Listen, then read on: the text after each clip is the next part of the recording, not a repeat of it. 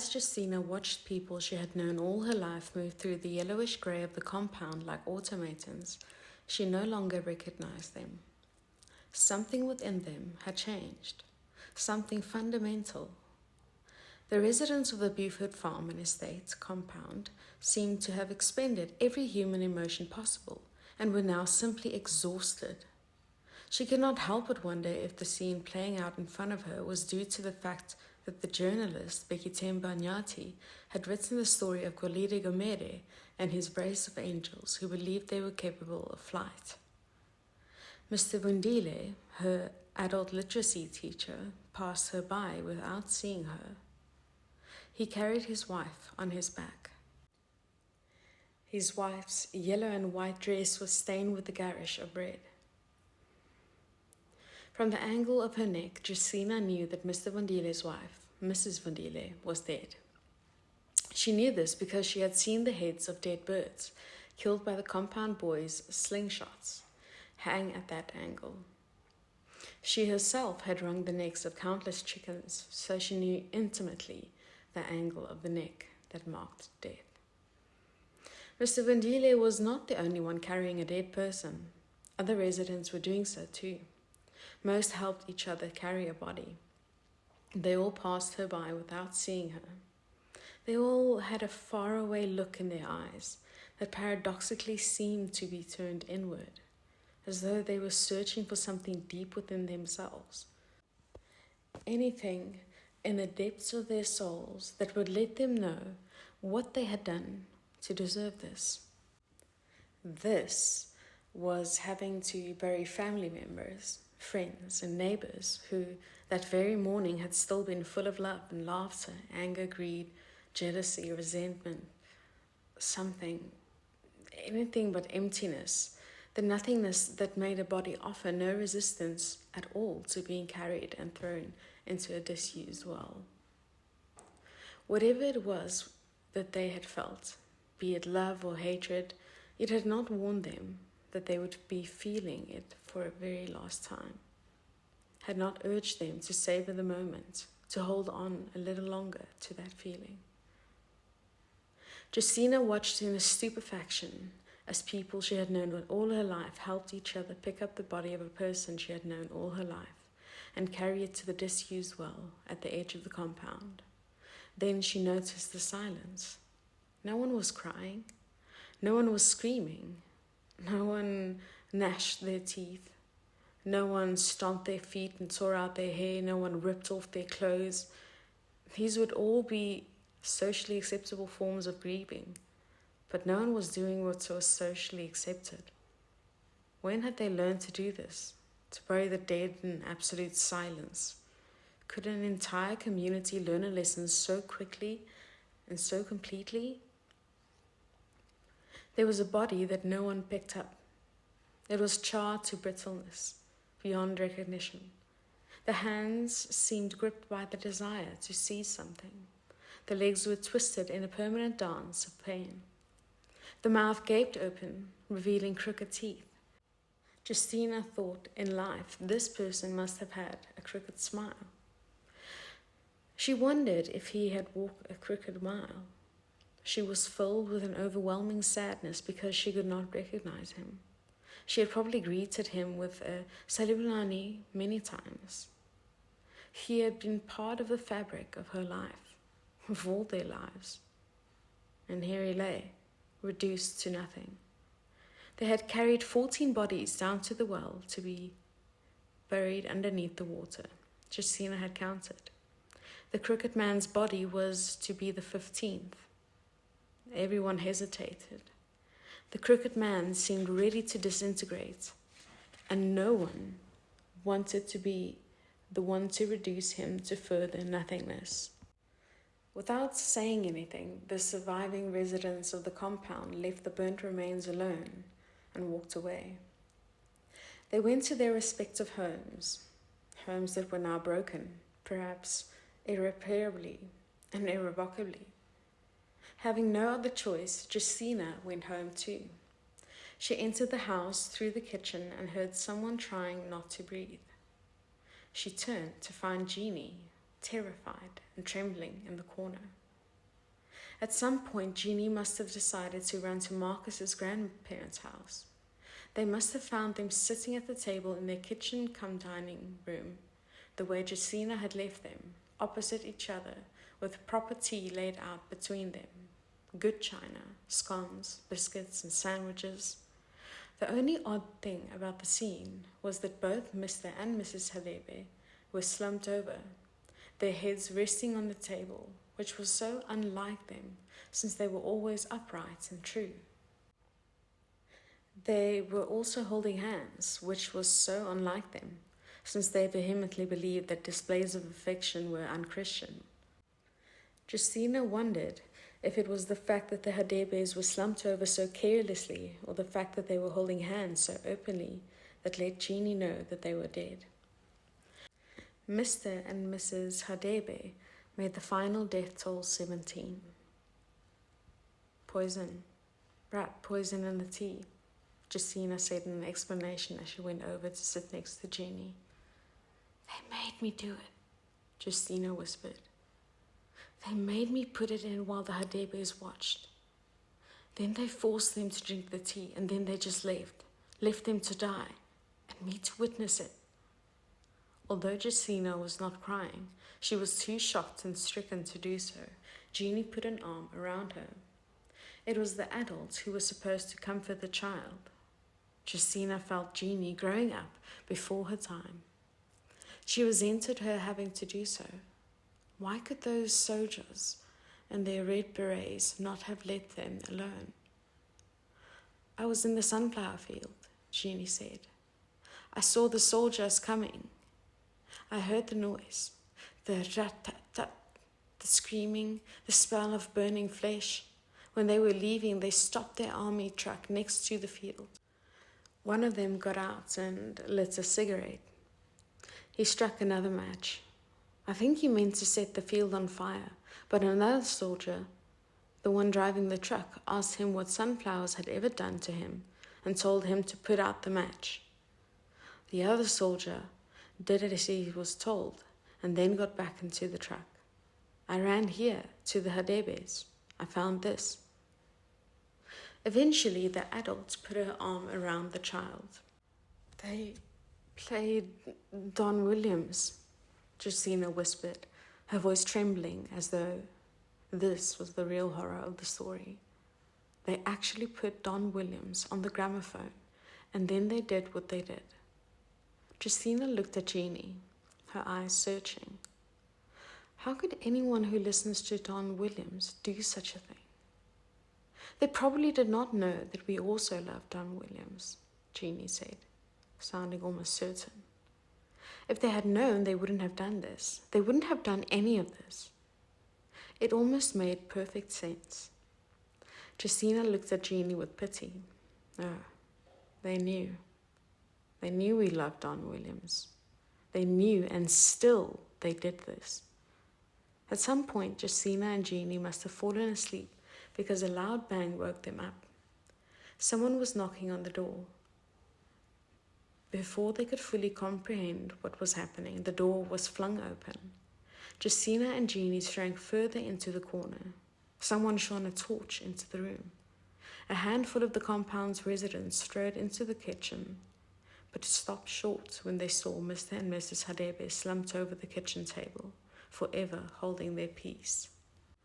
The torchlight swiveled and found Jestina and Jeannie tucked away in the corner. What happened here? The torchbearer demanded. Jestina was about to answer truthfully, but Jeannie rushed to say, It was the soldiers. They killed Mr. and Mrs. Hadebe with rat poison. There was silence. Then there was grumbling. Is that Kolide's daughter? An angry voice inquired. Yes, the torchbearer answered. She needs to come here. There was more grumbling. It sounded as if an argument was about to begin. Jeannie was about to stand up, but Jestina held her down. What do you want with the girl? Jestina asked. Who's asking? Jestina Ngumalo. You're Elizabeth's friend. You need to come out as well. The grumbling outside got louder. None of this would have happened were it not for Golide. They were looking for him. They did this because of him, the angry voice outside called out.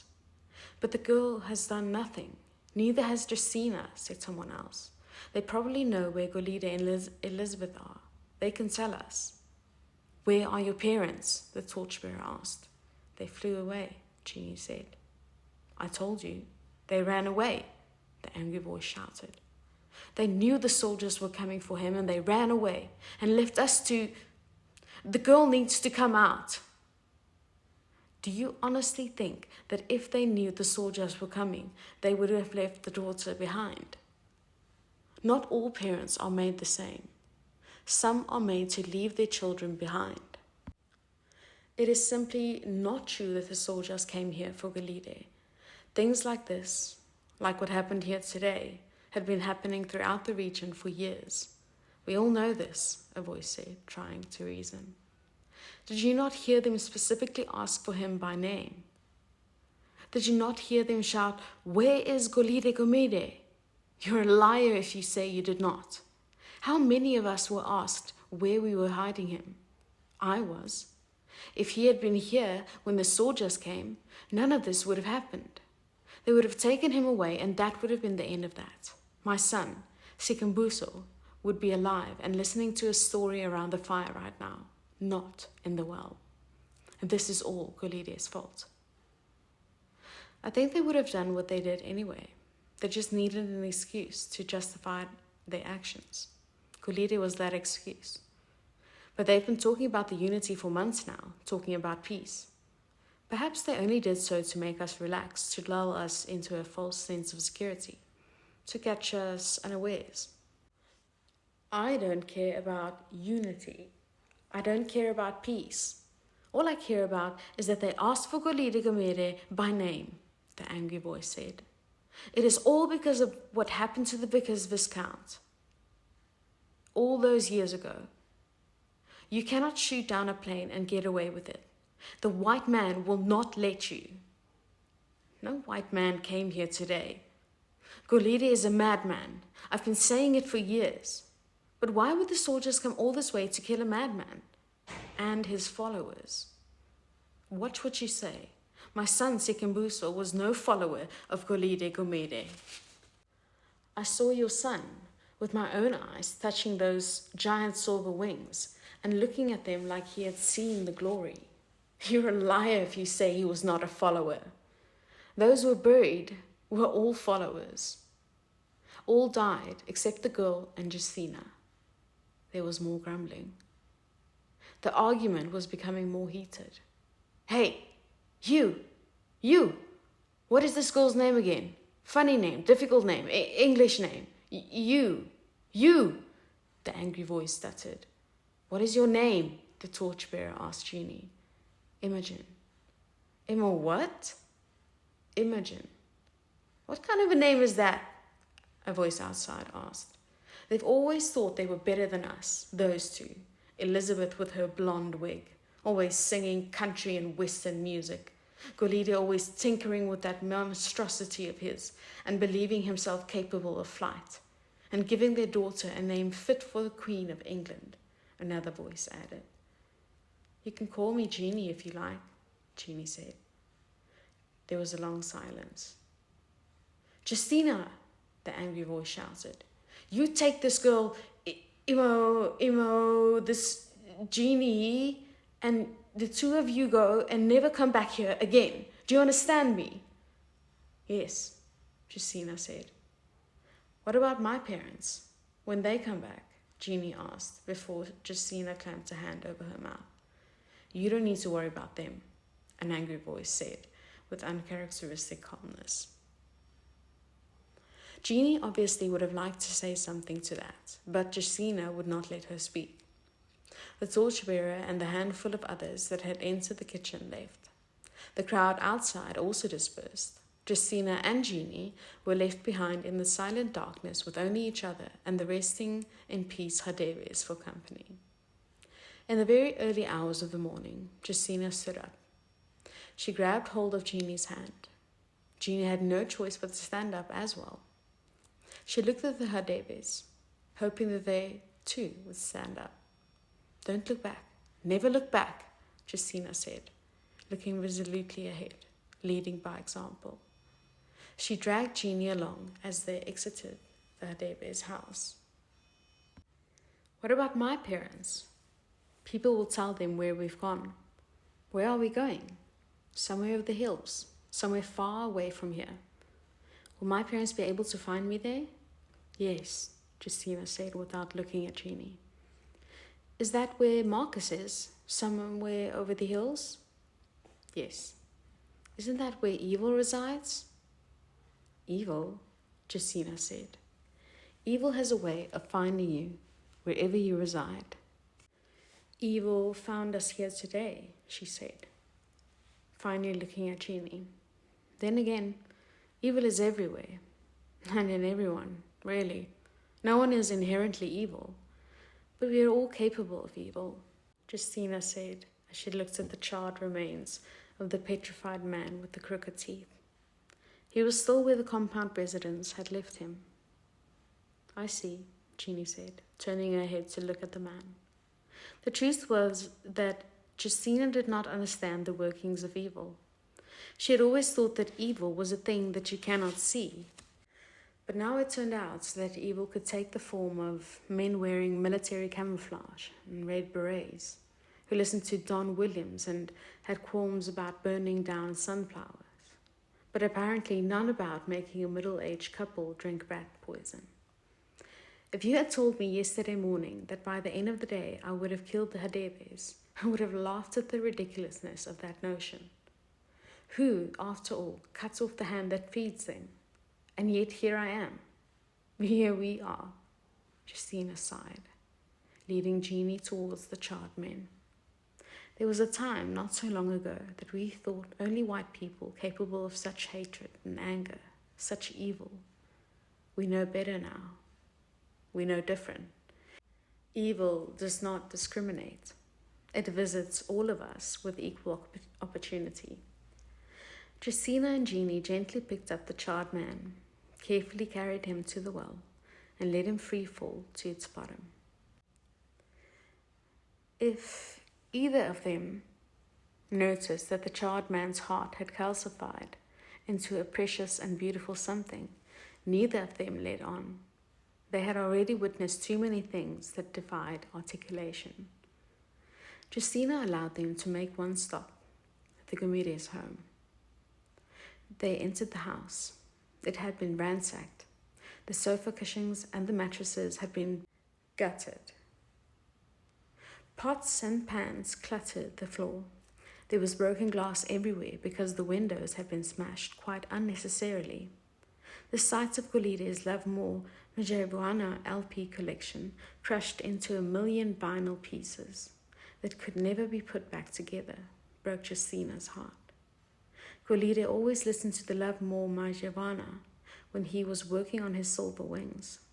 It was almost as if the soldiers knew that and therefore let loose their fury on the vinyl. This was destruction simply for destruction's sake. Jestina watched as Jeannie pulled down a ladder and he used it to climb into the ceiling. This should have surprised Jestina, but nothing could or would ever surprise her again. Jeannie re-emerged moments later, carrying in one hand a suitcase that she had obviously packed for exactly such a moment in her life, and in the other, Penelope and Specs. We should not let this change us, Jestina said with authority as she took hold of Jeannie's hand again. If we let it change us, then they will have won. As they walked past the sunflower field, Jeannie ran a hand over the closest stalks. This was not an ending of my choosing. From now on, I will choose my own endings, she said. There was a conviction and a determination in Jeannie's voice that made Jestina believe her. Holding hands and watching the day breaking, Jestina and Jeannie waited for the Mackenzie bus that would carry them away from the Beaufort farm and estate.